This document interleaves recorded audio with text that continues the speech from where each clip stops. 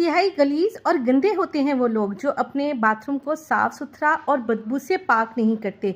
Bathroom सोने का ही क्यों ना हो, नापाक जिन और जिन्नियों की पसंदीदा जगह है। और इसके साथ साथ 3, 2, 1 अस्सलाम वालेकुम, कैसे हैं आप सब। मुझे उम्मीद है आप जहाँ भी होंगे खैरियत से होंगे। अल्हम्दुलिल्लाह कहिए और याद रखिए, आपकी ज़िंदगी हज़ारों करोड़ों लोगों से बेहतर है।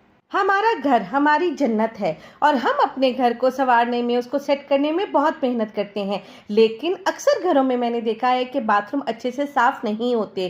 तो आज मैं इस वीडियो में आपके साथ शेयर करूंगी कि बाथरूम को हम किस तरह से अच्छे तरीके से साफ़ कर सकते हैं। चलिए बिस्मिल्लाहिर्रहमानिर्रहीम पढ़ के वीडियो को स्टार्ट करते हैं।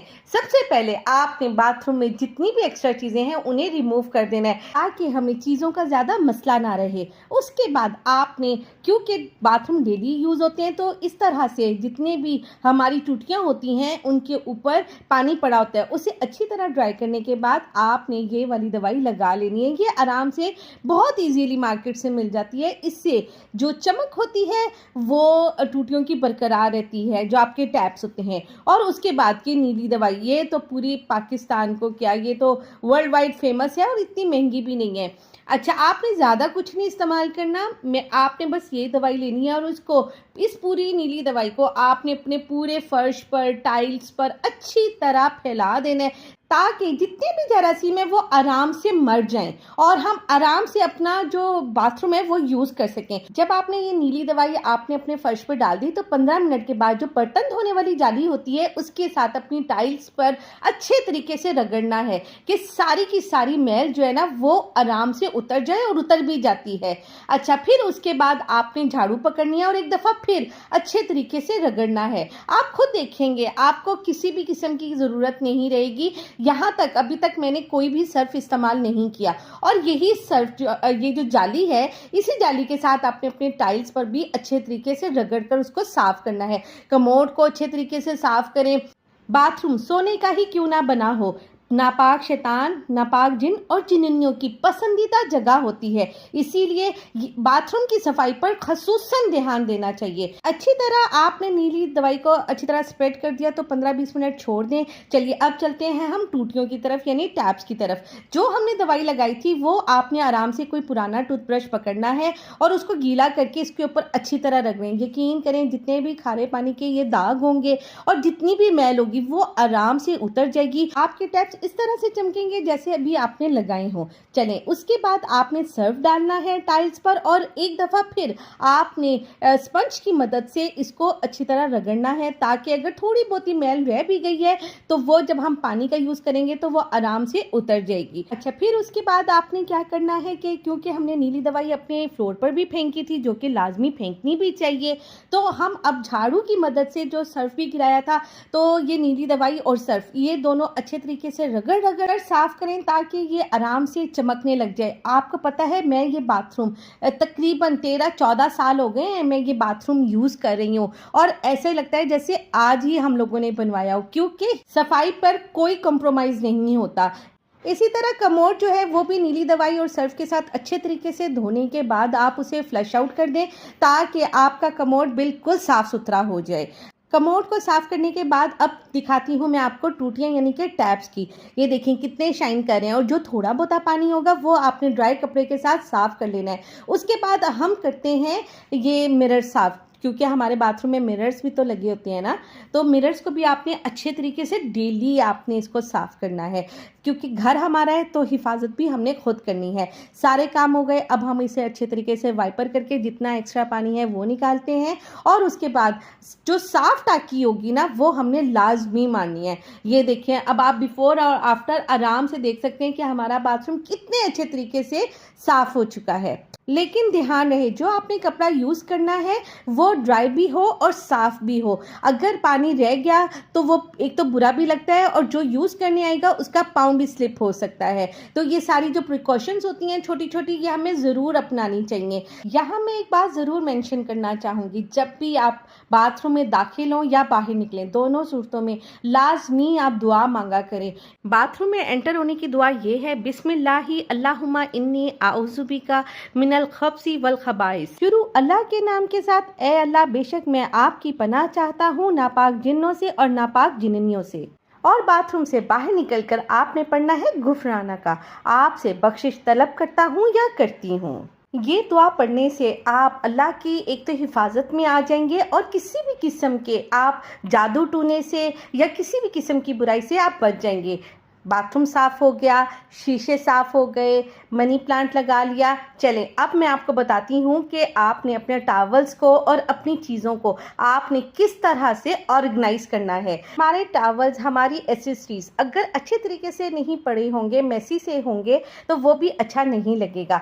तो एक आपने बेसन की एक साइड पर आपने इस तरह से अपने हैंड वॉश, आपके फेस वॉश, आपके हैंड टॉवल एक साइड पे कर दें, और जो दूसरी साइड है उस पर आपके परफ्यूम, आपके स्क्रबर्स, आपका ट्रिमर, आपके जो बॉडी लोशंस होते हैं, जो आपके फेस स्प्रे होते हैं, ये सारा आपने एक साइड पे करना है। साथ साथ जो आपका टिश्यू बॉक्स होगा, आपके जो कैंडल्स होंगी, वो भी आपने इसी साइड पे रखना है, ताकि एक जो हमारी एसेसरीज है ना, ये कंप्लीट लुक आए। जब हम अपने बाथरूम को यूज़ करने के लिए आए तो हमें किसी भी किस्म का मिस ना हो। मैं जैसे ये फेस मास्क बहुत यूज़ करती हूँ, तो ये भी मैं यहाँ पे अमूमन रख देती हूँ। तो इसी तरह जो आपकी बहुत इंपॉर्टेंट चीज़ें होती हैं आपके हस्बैंड की, आपने वो ज़रूर इस तरह की आप एक ट्रे ले लें कि इतनी एक्सपेंसिव भी नहीं होती, और आपने वो आराम से इसमें अपनी चीज़ें रख लेनी है। चले अब बात करते हैं बाथरूम टिश्यू रोल्स की। इस तरह से अमूमन लोग पैकेट खोलते हैं और आराम से लगा देते हैं। नहीं, आपने थोड़ा सा टिश्यू रोल लेना है, उसको फोल्ड करना है जस्ट लाइक ट्रायंगल। आपने, जैसे मैं आपको बता रही हूँ, आप इस तरह से यूज़ करेंगे ना, आपको भी अच्छा लगेगा और देखने वाली आंख को भी अच्छा लगेगा। आपने टैप खोलना है और उसको फ़ौरन बंद कर देना है। ये मैंने टैप खोला और फ़ौरन बंद करके आपने ये जो टिश्यू रोल होगा ना, ये इसके साथ पेस्ट करना है, और आप देखें कितने अच्छे तरीके से इस टिश्यू रोल की लुक आई है। चले अब हम इसको इसकी जगह पर फिक्स करते हैं। तो बताइए, लग रही है ना 5 स्टार होटल वाली फीलिंग। ये मैंने तब सीखा था टिश्यू रोल को इस तरह से करना, टॉवल्स को किस तरह से सेट करना। जब मैं ट्रैवलिंग में होती हूँ ना, तो जो हमारे आते हैं बंदे वहाँ पे हमारा रूम ऑर्गेनाइज करने के लिए, तब मैं ये उनसे सीखती रहती हूँ। तो मैंने उनसे सीखा, आपने मुझसे सीखा, और आगे आप भी किसी को और को ज़रूर बताइएगा।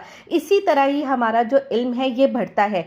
चले अब डस्टबिन भी रख लेते हैं। बाथरूम में आप ज़रूर इस तरह से मैट बिछाया करें ताकि वो भी अच्छा लगे, और फरनाइल लाजमी डालकर कमोड की सीट बंद कर दिया करें। और सबसे इम्पॉर्टेंट बात मैं अब आपको बताऊं, वैसे तो आगे अब जो बुक्स वाला मैं आपको बता रही हूँ, मैं ये प्रेफर नहीं करती और ये इस्लाम में भी मना है, लेकिन जाहिर सी बात है, मतलब मेरा चैनल इस तरह से है कि मुझे आइडियाज़ देने हैं। अगर आप अपने साथ गलती से मोबाइल लेकर जाते हैं या आपको बुक रीडिंग का शौक़ है, तो इस तरह से आप ऑर्गेनाइज कर सकते हैं। वैसे बुक रीडिंग ना करें, क्योंकि इस तरह बुक की तौहीन होती है और हमारे दीन में ये सख्ती से मना है। चलें अब मैं आपको सिखाती हूँ कि आपने टॉवल्स को किस तरह से सेट करना है। एक तो हम ऐसे ही लटका देते हैं ना, नहीं, वो काम नहीं है। आप गौर से ये वीडियो देखें, और इसके मैं छोटे छोटे से मैंने शॉर्ट्स भी लेने हैं और मैं वो शॉर्ट्स पे भी ज़रूर लगा दूंगी।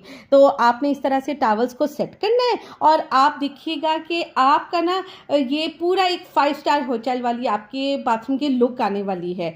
तो और ये मुश्किल भी नहीं है, आप 2-3 दफ़ा ट्राई करेंगे ना, बल्कि एक दफ़ा के ही ट्राई में आपका आराम से इस तरह से टॉवल सेट हो सकता है। तो देखिए ना, अगर आप इस तरह से अपने बाथरूम में टॉवल हैंग करेंगी तो ऐसे कैसे हो सकता है कि आपको तारीफ़ ना मिले, और आपको ख़ुद को भी बहुत अच्छा लगेगा। इसीलिए छोटी छोटी चीज़ें अपनी ज़िंदगी में ज़रूर एंटर करें। अपनी वार्डरोब्स को, अपने जो ड्रेसिंग टेबल है, अपने बाथरूम को, अपने घर को बहुत अच्छे तरीके से आप ऑर्गेनाइज करें। यहाँ सारे मेरे बाथरूम के स्टेप्स जो हैं वो मुकम्मल हो चुके हैं, और अब मैं आपको कैंडल्स जलाकर बाथरूम की ओवरऑल लुक दिखाऊंगी, ताकि आप आपको पता चले कि बाथरूम हमारा साफ़ सुथरा होने के बाद किस तरह से लग रहा है। और सबसे मोस्ट इम्पॉर्टेंट बात, जब मैं ये सारा बाथरूम साफ़ कर लेती हूँ तो हर बाथरूम में ऊद की धुनी ज़रूर देती हूँ, जो मैंने आपको बताया था ना, क्योंकि मैं आपको हर वक्त कहती रहती हूँ कि अपने आप को और अपने घर को हमेशा खुशबूदार और साफ़ सुथरा रखें, क्योंकि हमारा घर हमारी ज़िम्मेदारी है और अपनी ज़िम्मेदारी को बहुत खुश उसलूबी से निभाएं। मुझे उम्मीद है मेरी आज की वीडियो, आज की काविश आप लोगों को पसंद आई होगी और आपने मेरी इस वीडियो से बहुत कुछ सीखा भी होगा। अगर आपने कुछ सीखा है तो मुझे कमेंट बॉक्स में ज़रूर बताइएगा और मुझे दीजिए इजाज़त इस उम्मीद के साथ कि आप अपना और अपने से जुड़े लोगों का ख्याल रखेंगे, मुझे अपनी दुआ में याद रखेंगे। मिलते हैं नेक्स्ट वीडियो में बशर्ते ज़िंदगी। अल्लाह हाफ़िज़।